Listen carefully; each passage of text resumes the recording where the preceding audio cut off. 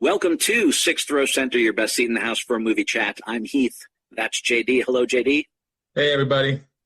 We have a special guest with us today. It is JD's daughter, Lily. Hello, Lily. Welcome to Sixth Row Center. Hi. Today, the three of us will be discussing the 2026 science fiction adventure movie Project Hail Mary, which was directed by the duo of Phil Lord and Christopher Miller, who previously directed the two Cloudy with a Chance of Meatballs movies, as well as the two 21 Jump Street films. Project Hail Mary was based on a book of the same name by Andy Weir. The script was written by Drew Goddard, who has also written a couple of movies that I really like Cloverfield and Cabin in the Woods, as well as The Martian, which was also based on a book by Andy Weir. Project Hail Mary is about a science teacher with amnesia who wakes up in a spaceship light years from Earth to discover he's on a suicide mission to save the world. It stars Ryan Gosling, Sandra Huller, James Ortiz, Lionel Boyce, Ken Leung, and Milana Weintraub. It was produced on a $248 million budget and has already grossed $322 million in just its first couple of weeks, which puts it at number 2 in box office grosses for the year, behind Pegasus 3 and slightly ahead of Hoppers. Yeah. It's getting favorable reviews from critics, and audiences seem to be loving it. I saw it at the theater with Barbie, and look, I'm old, and I'm sure all the kids know this. Probably, Lily, you know this. I'm not sure if JD does. But have you guys ever heard of the electronic seats that you can sit in at the movie theater now? No. No? Electronic Okay, seats? well, they have electronic seats at the movie theater now, only for certain movies. It's like movies that there's a lot of action, or this one was perfect because it's a space movie, you know, when the ship is like taking off or whatever, your seat starts jiggling and rocking, and then if it takes off and the seat will go back and you'll be like, feel like you're going up into the air or something. It was interesting. I definitely enjoyed it. I thought it was an experience. I think people would like it as an experience. I don't feel it really enhanced the movie that much. Although, if you want to see it with a particular movie, this was probably a good movie to see it because there's a lot of shaking going on. Anyway, as for the movie itself, I thought it was a lot of fun. It was one of those movies where in the first few minutes you get like a big dopey smile on your face and you just keep it through the entire runtime. So JD and Lily, tell me about your experience seeing the movie and what you thought of Project Hail Mary. We're going to start with Lily. I thought that it was really book accurate because, we both read the book together, read the audiobook, spent a lot of time doing that. And I don't know, it made this movie more special to listen to and watch. And it was just, felt like it was really good and really emotional. I was sobbing, crying so much throughout the whole movie. It was like, I was sobbing and then I was laughing. Yeah, I share that sentiment exactly. And Lily and I don't know, it probably took us a couple of months to listen to the audiobook because we would just listen to it whenever we happened to be in the car together. But that made it this protracted part of our time together last year was listening to Hail Mary in the car. And multiple times we stayed in the car and just listened when we got home. So, of course, we were excited to see it. And we saw it not on opening night, but opening weekend. We saw it that Sunday to a pretty much packed house. And ironically, because I did not think they had it on multiple screens. I knew it would be popular. I didn't think it would be that popular, so I did not pre-reserve seats. And we ended up getting sixth row center were our seats. No way! And we had people on either side of us, but those were the only ones that were open. The perfect seats. Absolutely love the movie. To me, it's very much a buddy movie that happens to take place in space. Like it's all about their relationship. I would agree with that.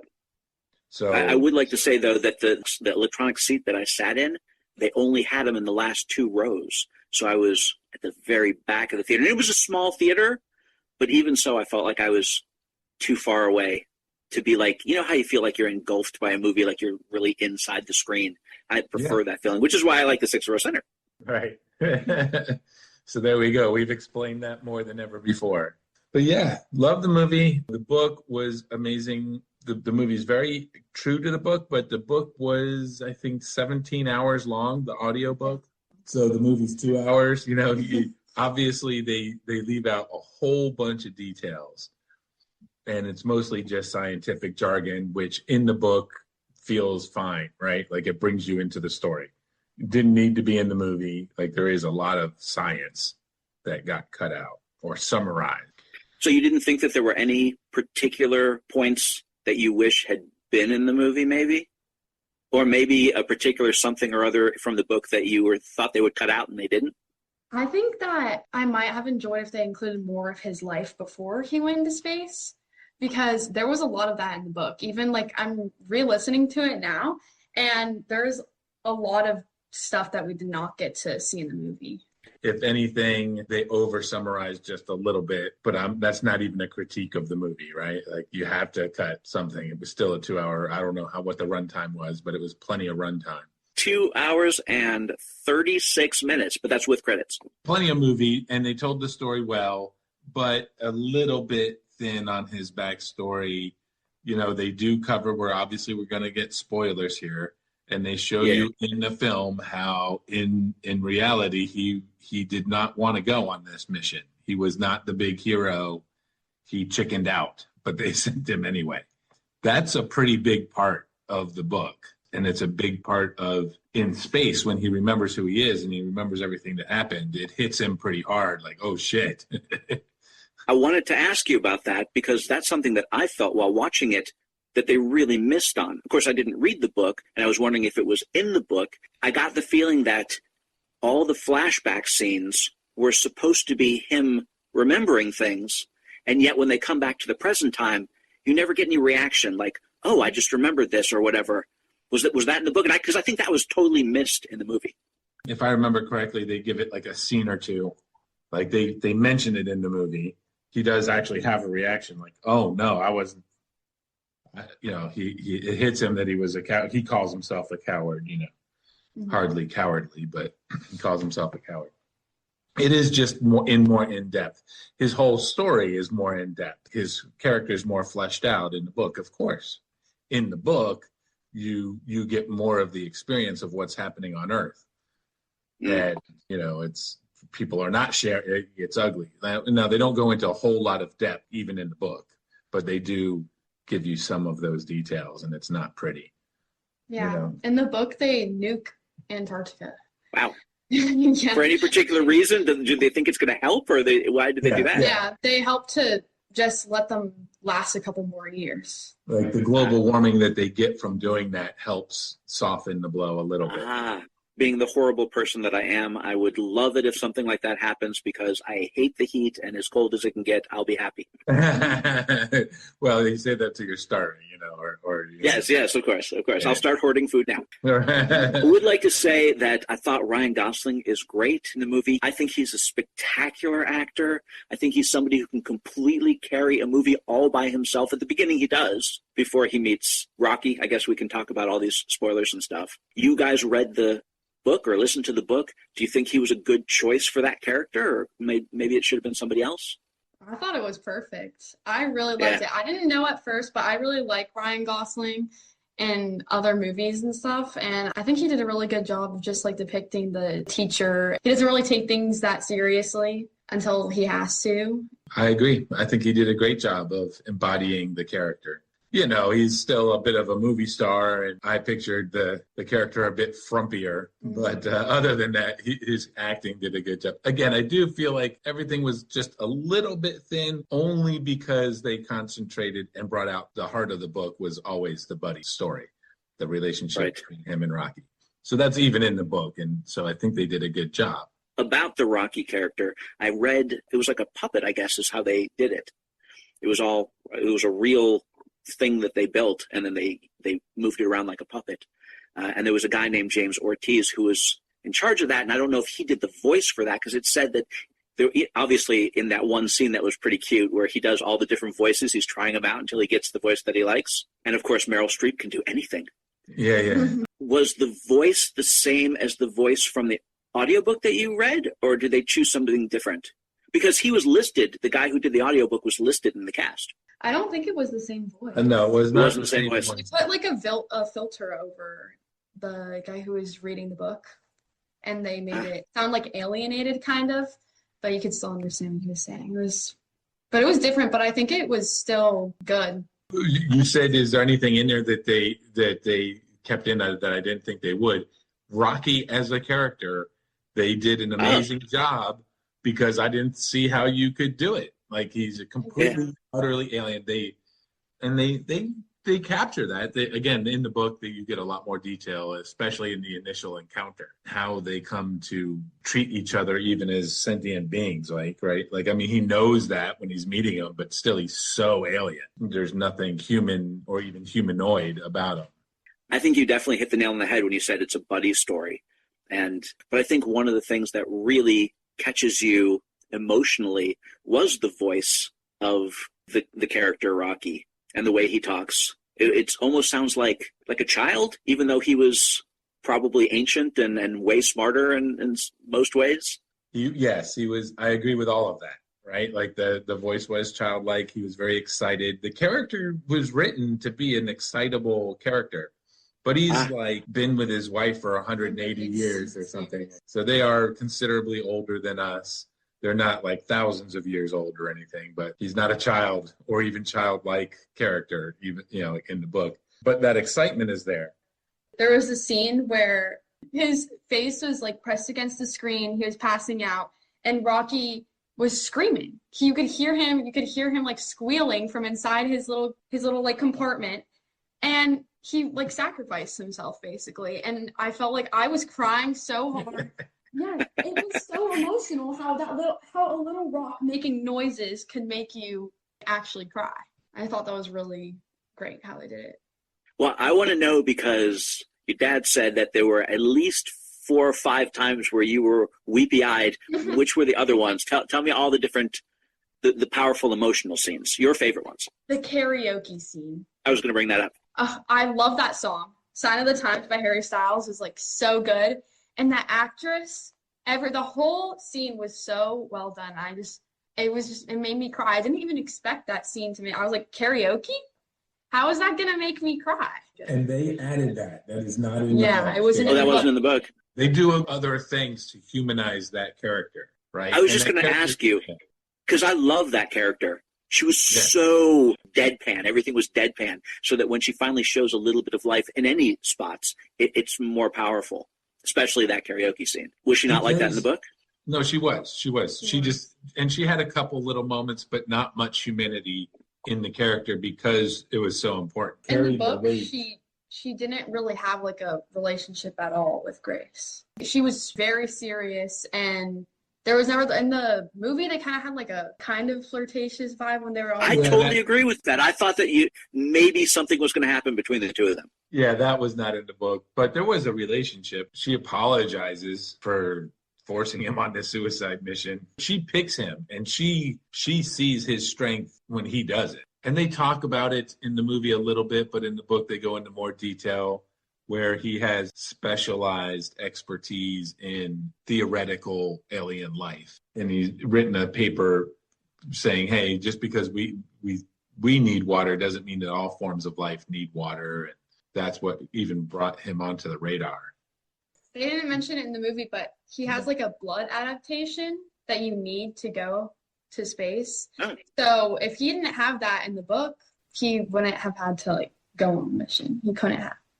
Yeah, it's like a rare mutation you need to be able to survive the prolonged stasis, right? The coma. Suspended animal. Yeah, the coma, which the others do not survive. Right.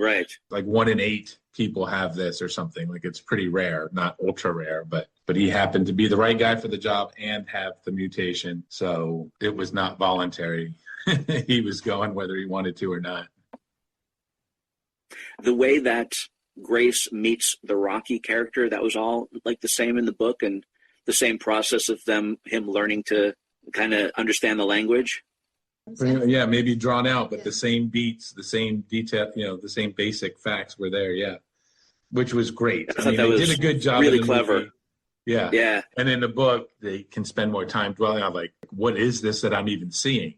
Rocky's in an ammonia. His whole ship is ammonia, and like 200 degrees. It's super duper hot. Again, completely and utterly alien. So I had a few issues that I would have said they're kind of bullshit, but maybe they were explained better in the book, and that's why I didn't get it. The first one, there are a few that I'd like to go over with you guys, but the first one was they dipped down into the astrophage line. I can't remember, the Petrova line, I guess it was called.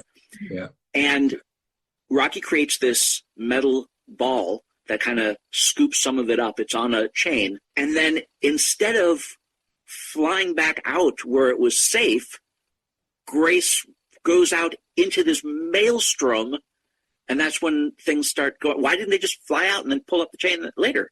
I forget why, but they do go into it. I think it was there was a reason. Yeah, there had to have been a reason. Also in the book, there's like chapters, like the whole getting ready to do that takes them weeks. Just to build the chain, they have to fabricate it link by link. It takes them weeks of, spending 12 hours a day building chain. They get into a lot more of the detail of the science of what they're doing, why they're doing it, how they're doing it. Yeah, there's a lot of like scientific calculations, and it's actually crazy because I'm researching about it right now, and Andy Weir has pages and pages of calculations for everything. For Rocky, how he's made up, the atmosphere of his planet. He has everything written down. Everything is scientifically accurate. So I think that also makes the book a lot more in-depth and like realistic. Yeah, they go through the actual science and even the calculations. Like they actually shared that calculations in the book. When he first wakes up, for example, and he's just woken up from the coma, he doesn't remember anything yet. He realizes that something's off, and eventually he figures out that the gravity is stronger than it should be, like something. And then he actually does the calculations. He knocks something off a table and calculates its fall rate, and eventually realizes. So they walk you through all of that, including the actual math, like spelling out the math. 36 inches took it 0.03 seconds. That means its fall rate is, and they go through that. And it could be dry. If you're not into sci-fi, you might think, oh my God, I'd be bored to death. But especially the audiobook, the reading of it, the guy has emotion in every single word. You feel the emotion of it. You feel the excitement of him figuring out, oh my God, this can only mean one thing. I'm not on Earth. He didn't even know he was in a ship at first, huh? At first, he didn't know anything. Yeah, he's in a hospital. Wow. It's an automated thing, and then he finds two corpses that are like desiccated, and he's like, not only am I stuck in a room with dead people, but they've been here a long time. He doesn't know anything about it. He has to figure it all out. And he's on the inside of the ship. There's not like a window out or anything, right? Yeah. And like I was saying with the flashbacks, remembering things, I think that was a little bit missed. I didn't think they had to go into like depth or detail, but that there should have been some reaction in the Ryan Gosling character as he was realizing different things. And it just seems like he just kind of took it in stride, or like almost like he remembered it all and the flashbacks were for our benefit, not for his benefit. It's just kind of, while I was watching it, it didn't make any difference. I was still enjoying the movie. But afterwards, I was thinking about that. I agree. I do, I don't know that I would do anything different. I think they did a good job of summarizing, I'm not criticizing the choices they made, but it does feel just a little thin. Like in the book, it hits him a lot harder. All those flashbacks do impact him. And he even talks, through it. Yeah. Yeah. And I bet that was an interesting part of the book. He's a teacher and he had deep relationships with the kids, and there's way more character backstory, if not development, for him, in that he had been this scientist and had this radical theory and got some attention for that and could have gone on to be a celebrity scientist, but he left it all behind to go teach, where he felt deeply rewarded. And in the movie and in the book, he's single. Like he's married to his job. Married to his job. He's an absolute dork, like a real science teacher dork, but not in a famous way, in a real authentic way. I love the scene where Rocky goes, "Oh, I hate Mark." Oh, yeah. That made everybody laugh. The jokes were so good. You saw it in a packed theater, you guys. So was everybody getting into it? Everybody? Yeah, pretty much, yeah. It didn't get an ovation. I thought it would get an ovation. Really? Yeah. I had like 10 people in my audience, and they were clapping at the end of the movie. Yeah. I clapped. Nobody else. Yeah. But people were crying, and Yeah, the guy next to me was crying. Both of them. Yeah. Well, there were definitely a lot of laughs too, with the emotional scenes, and everybody. I mean, again, there were only like 10 or 12 people in my audience, but everybody was laughing at them. I know I was. I was both surprised when you first saw it, an email and said, "Oh, we saw it," I think you said like so cute or something. And I was like, cute. And there's the difference, right? Like the book is heavier. It's still a buddy picture. It's still like that kind of a tiniest bit saccharine, you know, like there is that even in the book. But the movie, I do think cute is a good summary. It's still heavy. They're still saving the world. They still almost die multiple times. And those are each points of emotion, you know, when they're basically sacrificing themselves for each other. Yeah, each of them has a scene where they do that for the other, which was great. And that's in the book. And it felt maybe a little played out in the book where it just went on and on, like they had 4 or 5 things where they almost die, even after they basically accomplished the mission. But there's life in space, right? And especially for them, where they're light years away from anything, both of them. You know, neither planet is anywhere nearby. It's years of travel. So, Lily, you're researching it now for a report. Are you researching like the science stuff too? Not really. I'm researching it for English. I'm researching more about English. Yeah, Andy Weir himself. But yeah, it's really cool because I'm watching a ton of different interviews with him and Ryan Gosling. Do they have anything in particular interesting to say? Yeah, Andy Weir's dad he had like a book of sci-fi books, a shelf of them.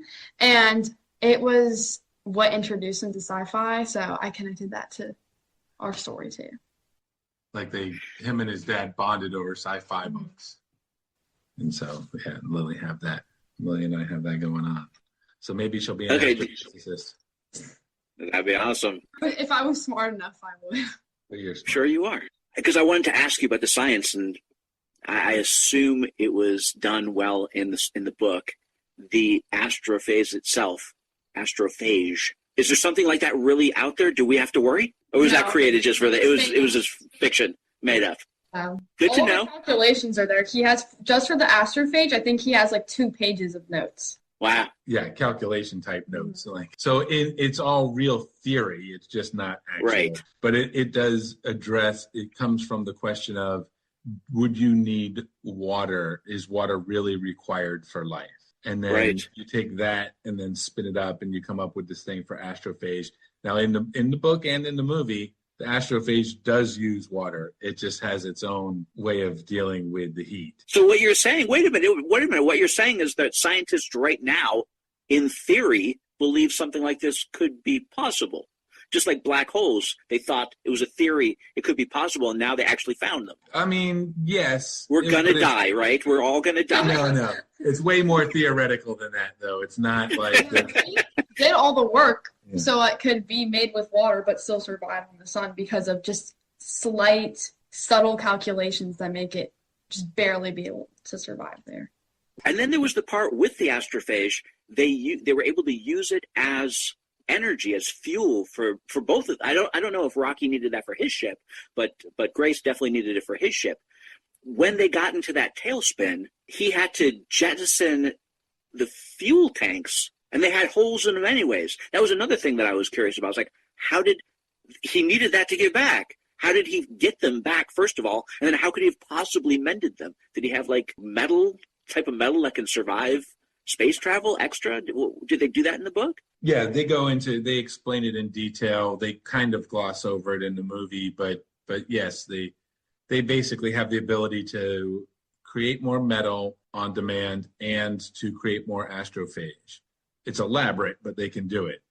Did Rocky create completely new tanks for him? Is that how? No, not in this case. No, because the Talmiba, the stuff they scraped out of the atmosphere, had learned how to get out of the metal and then go eat the astrophage. Right. Yeah. Right. So it was a more elaborate process and that's why they couldn't easily just both go home. He basically had to choose, am I going to take Rocky home or am I going to let Rocky die and go home myself? Knowing that if he did get Rocky home, he could potentially, with the help of a whole planet, figure out a way to get back home himself. Which obviously, spoilers, because that's the ending. Did it end in the same way in the book where he gets there, just like you said, and the planet is helping him to figure out a way to get back to Earth? They built him like a big shelter and stuff with oxygen and, like a really great place to live. And at the end, he's like, well, I don't know that I want to go back? I think I kind of like it here. Was it like that in the book? Or did he want to go back? No, it's the same. It's the same. I like that ending. I think the book, it was more implied that he decided to stay. But I really liked in the movie how when he was deciding, there was like flashbacks to Earth, and all of his memories seemed to be like not good. But also did help with that. Yeah, that's in the book and in the movie where he didn't have a whole lot to come back to. Yeah. And plus, he's a genuine scientist, right? And here he is now teaching alien life. And that's in the book, pretty too. cool. And I loved that one. I mean, it was kind of a brief shot and all, but they show that lady who's in charge of the project, and she's aged a lot, and she's on that ship, and it's all like ice and snow around.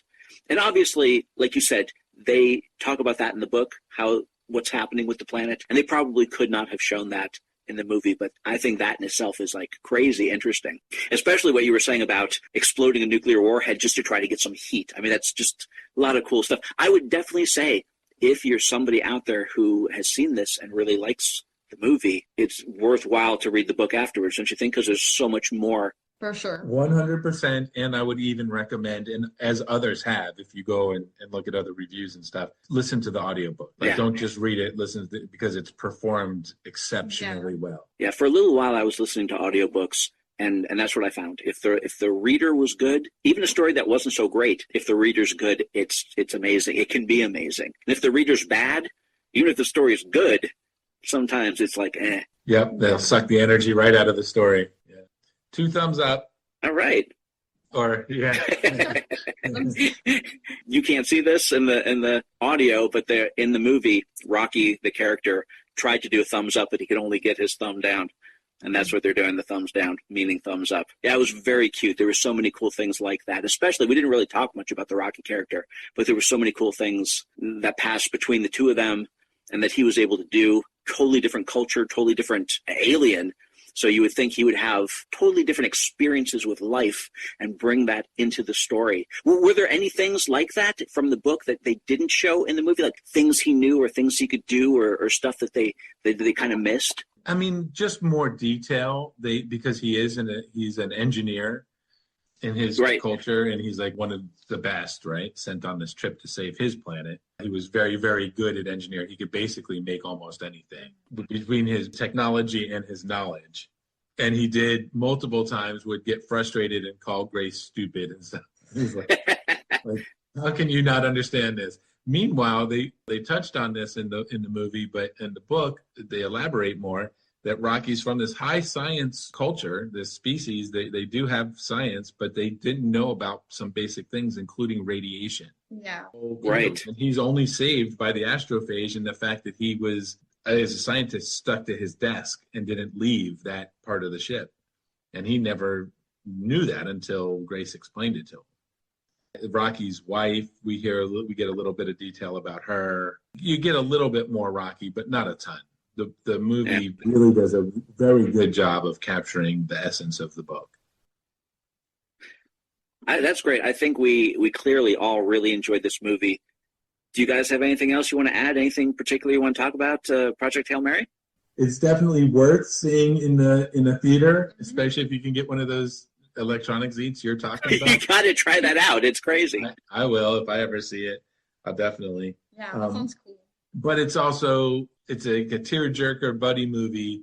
So if you miss it in a theater, still be excited for it to come to cable or streaming.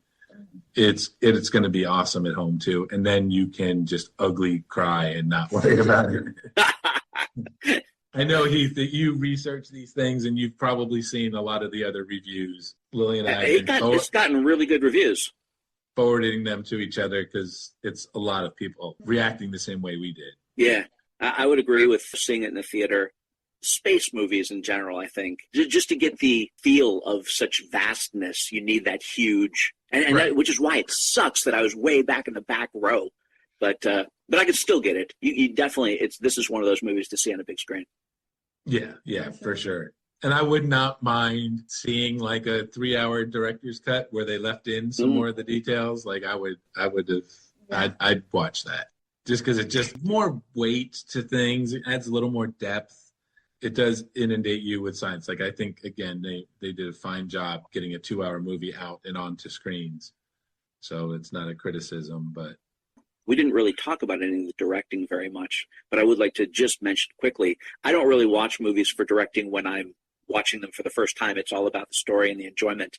But I will say that because there was so much science and so many action scenes, I think it's easy to get your audience kind of lost. And I thought, I don't even know who the guy was. It was that Phil Lord, and there were 2 directors, Phil Lord and Christopher Miller. I thought they did a really good job of directing and making sure you see and understand. Like I said, there were a couple spots where I knew that they needed to do certain things, which I think is what you need to get across.